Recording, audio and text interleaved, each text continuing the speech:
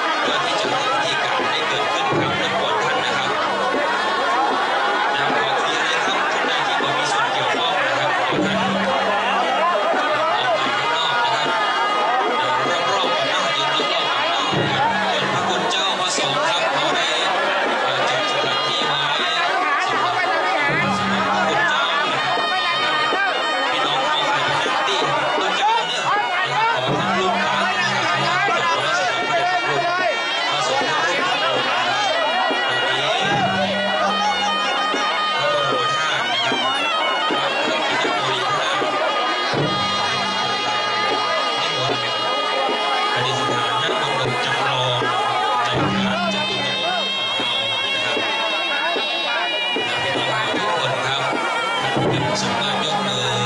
ไว้ที่หัวและเป็นกำลังใจของที่สองที่อยู่นะครับว่าเป็นพิธีสำคัญในวันนี้วันศุกร์ที่4 มิถุนายน 2559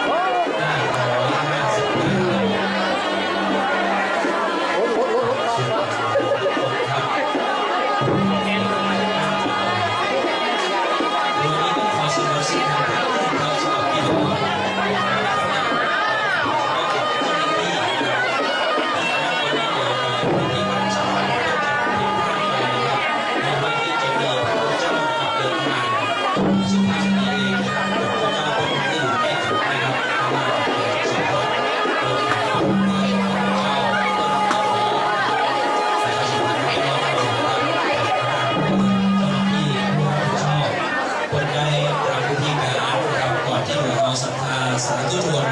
จะได้มีโอกาสได้ส่งน้ำพระธาตุรูปแบบนะครับประเพณีวัฒนธรรมล้านนาเหมือนเมื่อก่อน